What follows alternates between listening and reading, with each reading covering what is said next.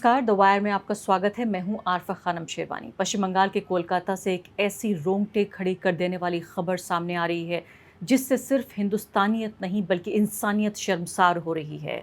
लोग भावुक हो रहे हैं, गुस्से में आ गए हैं और कह रहे हैं कि क्या ये दूसरी निर्भया जैसा केस है, क्योंकि जिस तरह की बर्बरता देखने को मिली है, जिस तरह की बर्बरियत इस पूरे मामले में हुई है, वो उसी तरह की दर्दनाक याद दिलाती है जिसमें एक तरह का मैं कहूँगी आंदोलन ने शक्ल ले लिया था, सरकार उखाड़ के फेंक दी गई थी और बहुत बड़ी तब्दीली हुई थी निर्भया के बाद से, जो बलात्कार को लेकर और महिला सम्मान को लेकर जो कानून बने हुए हैं उसमें।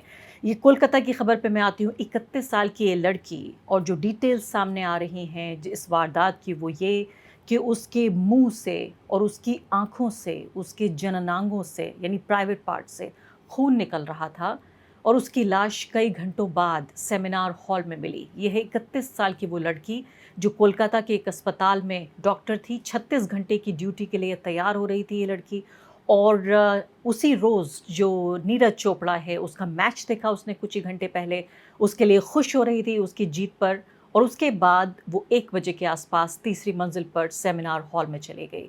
उसके बाद से उसकी कोई खबर नहीं मिली जब तक कि अगली सुबह 9 बजे हॉस्पिटल के स्टाफ ने देखा कि एक लड़की नहीं बल्कि एक शरीर, एक मुर्दा शरीर उनको पाया गया। इसके बाद से इस पूरी मुद्दे पर जिस तरह की घिनौनी राजनीति देखने को मिल रही है, वो भी अपने आप में चौंकाती भी है और नहीं भी। एक तरह से मैं कहूँगी कि पश्चिम बंगाल सरकार, चीफ मिनिस्टर ममता बनर्जी और साथ ही सांसद अभिषेक बनर्जी कह तो रहे हैं दोनों कि इसको मौत की सज़ा होनी चाहिए, हमें कैपिटल पनिशमेंट, फांसी की सज़ा हम मांग रहे हैं। लेकिन उसके बावजूद भी एक व्यक्ति जो इस पूरे मामले के केंद्र में है, यानी एक तरफ वो आरोपी जिसको पकड़ा गया है, जिसके बारे में पूरी डिटेल्स आपको बताऊंगी और शायद आपका गुस्सा और आपकी भावनाएं और ज़्यादा बढ़ जाएंगी जब मैं आपको बताऊंगी किस तरीके से इसको अंजाम दिया गया। उस व्यक्ति को तो गिरफ्तार किया गया है, लेकिन एक व्यक्ति को शील्ड किया जा रहा है और वो है ये कोलकाता का जो अस्पताल है, आरजी कार अस्पताल। और इसमें प्रिंसिपल संदीप घोष हुआ करते थे, जिन्होंने पहले कहा कि ये कोई हत्या नहीं है बल्कि ये सुइसाइड है। आप सोचिए कि इतनी बर्बर, जिस मामले में इतनी बर्बर जहां डिटेल्स सामने आ रही हूँ, वहां भी कोई व्यक्ति ये कह सकता है कि ये सुइसाइड का, ये आत्महत्या का ये केस है। तो ये व्यक्ति संदीप घोष नाम का है, उसने रिजाइन तो कर दिया जब तमाम ये गुस्सा आगे बढ़ गया लोगों का। और आप जानते हैं कि अभी भी विरोध प्रदर्शन पूरे देश में हो रहा है। जो अलग अलग डॉक्टर्स की एसोसिएशंस हैं, दिल्ली से लेकर पूरे देश के तमाम बड़े और छोटे शहरों में जो डॉक्टर्स हैं वो सड़कों पर हैं और मांग कर रहे हैं कि फांसी की सज़ा उस व्यक्ति को दी जानी चाहिए। तो तमाम गुस्से के बाद इस व्यक्ति को रिजाइन तो करना पड़ा, लेकिन उसके बाद भी इसको अब अपॉइंट किया जा रहा है प्रिंसिपल के तौर पर नेशनल मेडिकल कॉलेज। यानी एक व्यक्ति जिसकी मौजूदगी में जो एक बड़े पद पर बैठा हुआ व्यक्ति है, सबसे उच्च पद पर बैठा हुआ व्यक्ति है, जो प्रिंसिपल है, उसको रेजिग्नेशन के बाद उसको दूसरी जगह उसका तबादला हो रहा है, दूसरी जगह भी वो बन रहा है प्रधानाचार्य ही। ये अपने आप में बहुत हैरानी की बात है। और इस व्यक्ति का जो सियासी वजन है और जो सियासी प्रभाव है, इसके बारे में भी मैं आऊँगी, आपको बताऊँगी।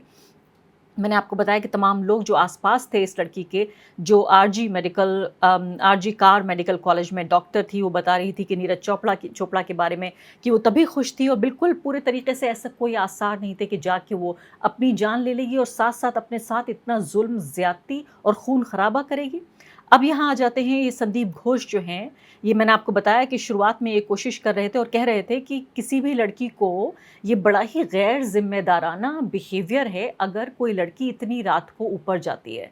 यानी वही बात, वही घटिया, गंदी, ओछी, गिरी हुई मानसिकता जिसमें कहा जाता है कि तुम्हारा जो स्कर्ट था वो छोटा था, तुम्हारी साड़ी बहुत खुली हुई थी, तुम रात को 1 बजे जा रही थीं, तुमने भड़काऊ कपड़े पहने हुए थे, तुमने बहुत मेकअप लगाया हुआ था, तुम हवाओं में, फिजाओं में बाल लहरा रही थीं, इसलिए तुम्हारे साथ बलात्कार हुआ। मुझे समझ नहीं आता कि इस पे हंसा जाए, नाराज़ हुआ जाए, गुस्सा हुआ जाए। ये इससे ज़्यादा आउटरेज पनपता है एक महिला के तौर पे भी, जब महिला को जिम्मेदार ठहराया जाता है। तो इसी संदीप घोष नाम के इस प्रिंसिपल ने कहा कि गैर जिम्मेदाराना बिहेवियर था इस लड़की का कि इतनी रात को 1 बजे के बाद ये क्यों गई। यानी खुद जिम्मेदार है अपने लिए जो इसके साथ ज्यादती हो रही है। अब इसके बाद ये तमाम जो लोकल मीडिया रिपोर्ट्स जो आई, इसके बाद इस व्यक्ति को, जिसका नाम बार बार सामने आ रहा है, संजय रॉय नाम का ये व्यक्ति है। और हैरानी की बात यह है कि ये लोकल जो पुलिस है उसके साथ एक वॉलंटियर की तरह भी काम करता है। ये वॉलंटियरिंग करता है, इसके अलावा अस्पताल में ये एक वॉलंटियर की तरह काम करता है, एक तरह से एक समाज सेवक की तरह काम करता है। और जो खबरें आ रही हैं अब निकल के इस बारे में कि इस व्यक्ति का एक क्रिमिनल रिकॉर्ड है और ये व्यक्ति लोगों का अस्पताल में दाखिला कराना, उनका इलाज कराना, इस सब के लिए पैसे ऐंठता रहा है और इसका पूरे अस्पताल में एक तरह के गुंडे जैसा इसका एक असर और प्रभुत्व है। अब इसकी जब कोई हैसियत नहीं है, इसकी कोई कानूनी ओहदा नहीं है इसके पास, ये किसी अधिकारी या किसी कर्मचारी पद पे नहीं था, तो आखिर ये व्यक्ति है कौन? बताया जाता है कि ये व्यक्ति भी जो टीएमसी के लोकल वहाँ पर जो कार्यकर्ता हैं, उनके नज़दीक बताया जाता है और इसीलिए इसको इतना ज़्यादा रसूख, इतनी ज़्यादा ताकत मिल गई और इसी व्यक्ति को अब गिरफ्तार किया गया है इस पूरे केंद्र में जो ये है। और इसको कैमरे पे जो सीसीटीवी कैमरा है, इस पर पकड़ा गया कि ये दाखिल हो रहा था अंदर, ये पूरा जो प्रेमिसेस है वहाँ पर। और लोकल मीडिया की रिपोर्ट से बताती हैं कि पहले से ही उगाही और ये तमाम जो जुर्म की दुनिया से इसका ताल्लुक़ है। डॉक्टर मानस गुप्ता का बयान छपा है वायर की इस रिपोर्ट में। ये सेक्रेटरी हैं association of health service doctors के, ये ऑर्गेनाइजेशन है और ये कह रहे हैं कि पूरे तरीके से एक ठोस सबूत हैं इस बात के, इन प्रिंसिपल के खिलाफ यही पूरी सुरक्षा के लिए अस्पताल की जिम्मेदार थे। और ये काफ़ी चौंकाने वाली बात है कि स्टेट गवर्नमेंट ने ज़ाहिर है इनको रिमूव तो कर दिया अपनी पोस्ट से, लेकिन अभी भी इनको पुलिस ने पूछताछ के लिए नहीं बुलाया है। यही मैं आपको बताने की कोशिश कर रही हूँ कि कितनी शॉकिंग बात है कि बजाय इसके कि पुलिस की जांच का ये व्यक्ति हिस्सा बने कि क्यों इसने इस तरह का बिहेवियर किया और क्यों बचाने की कोशिश की इस व्यक्ति को, पुलिस को वो ये कह रहे हैं, ये मानस गुप्ता ये कह रहे हैं कि इनको इनका फ़ोन भी इनके साथ सीज़ कर लेना चाहिए और इनको कस्टडी में लेना चाहिए ताकि जांच ठीक तरीके से हो जाए। अब इनके पूरे बैकग्राउंड के बारे में अगर आप तलाश करने की कोशिश करेंगे, वायर की ये काफ़ी विस्तार से लिखी गई रिपोर्ट है जो बताती है कि घोष जो हैं वो लगातार कई स्टूडेंट्स इस बारे में आरोप लगाते रहे हैं कि हॉस्पिटल एक तरह के अपने साम्राज्य के तौर पर ये चलाते रहे हैं इस हॉस्पिटल को, जहाँ जब जिसको दिल चाहता है धमकी देते हैं, जिसको दिल चाहता है डरा देते हैं और इनके ऊपर भ्रष्टाचार के और तमाम तरह की अनियमितताएं जो हैं उसके आरोप लगातार लगते रहे हैं पिछले कुछ सालों में। और इसके अलावा इसके बावजूद भी इस पोजीशन पे लगातार बने रहे, 2 बार इनका ट्रांसफ़र हो जाने के बावजूद भी। जून 2023 में इनका ट्रांसफ़र हुआ था मुर्शिदाबाद के मेडिकल कॉलेज में। उसके बाद इन्होंने प्रिंसिपल को लॉक कर दिया उनके ही रूम में। मैं सोच रही थी कि किसी फ़िल्म का मुझे सीन याद आ रहा है।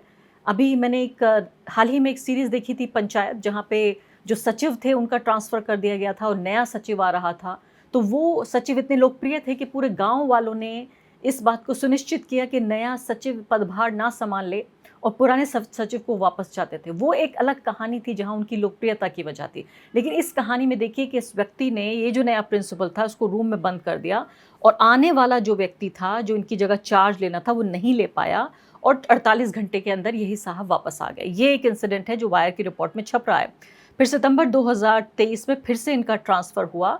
एक रैगिंग से रिलेटेड केस था बॉयज़ हॉस्टल का, लेकिन तृणमूल कांग्रेस से जो नज़दीकी वहाँ पर जो युवा थे उन्होंने नए व्यक्ति को चार्ज नहीं लेने दिया। 5 दिन तक वो रास्ते में आते रहे। नहीं, आप ये सोचिए, हैरान परेशान होने वाली बात है कि ये कैसा भ्रष्ट व्यक्ति, जो अभी सिर्फ रेप का मामला नहीं है, अभी सिर्फ हत्या का मामला नहीं है, इससे पहले भी ये किस तरह से मुजरिमों की तरह बिहेव कर रहा है, अपना एक तरह का प्राइवेट, अपना पर्सनल एक फिefdom की तरह, साम्राज्य की तरह ये व्यक्ति चलाने की कोशिश कर रहा था अस्पताल को। उसके बावजूद भी इसको यहाँ हर तरह से प्रोटेक्शन मिला। अब ममता बनर्जी वहाँ गई उनके जो पीड़ित हैं उनके घर पर 12 अगस्त को, और उसके बाद उन्होंने कहा कि इंसाफ होगा और उन्होंने ये भी कहा कि अब ज़ाहिर है ये पता चला है कि सीबीआई जांच के आदेश भी इस मामले में दिए जा रहे हैं और ये मांग भी हो रही है कि अब ये इस व्यक्ति को फांसी की सज़ा दी जाए। दोनों ने, अभिषेक बनर्जी और ममता बनर्जी, दोनों ने इस बात को कहा है। अब आप जानते हैं कि पश्चिम बंगाल सरकार एक विपक्ष के ज़रिए रूल की गई सरकार है, राज्य है और बीजेपी बढ़ चढ़ कर बीजेपी के लोग सीना तान के आगे आए हुए हैं और शह दे रहे हैं कि इस पे विरोध प्रदर्शन हो चाहिए। बिल्कुल होना चाहिए विरोध प्रदर्शन। मैं सिर्फ इतना कहना चाहती हूँ कि एक बार आप ये देखिए कि एक तरफ ये बलात्कार का मामला है, जघन्य अपराध है, जिसमें ज़ाहिर है मैं फांसी की सज़ा में, चूँकि मैं खुद विश्वास नहीं रखती और मुझे नहीं लगता कि किसी चीज़ का समाधान है। ये सिर्फ मामले को सनसनीखेज़ बनाने के लिए, चाहे ममता बनर्जी कह रहे हों या अभिषेक बनर्जी कह रहे हों, ये जिम्मेदारी से बचने के लिए और जो साथ ही संरचनात्मक जो समस्याएं हैं, स्ट्रक्चरल जो प्रॉब्लम्स हैं, उनसे बचने के लिए आप जब बचना चाहते हैं तो कहते हैं फांसी की सज़ा दे दीजिए। ये इस व्यक्ति की बात नहीं है, पूरे सिस्टम में जो खराबी है, मैंने आपको विस्तार से समझाया कि कैसे अस्पताल में ये दो लोग अपने साम्राज्य की तरह अस्पताल को चला रहे थे और एक दूसरे को दोनों बचा रहे थे।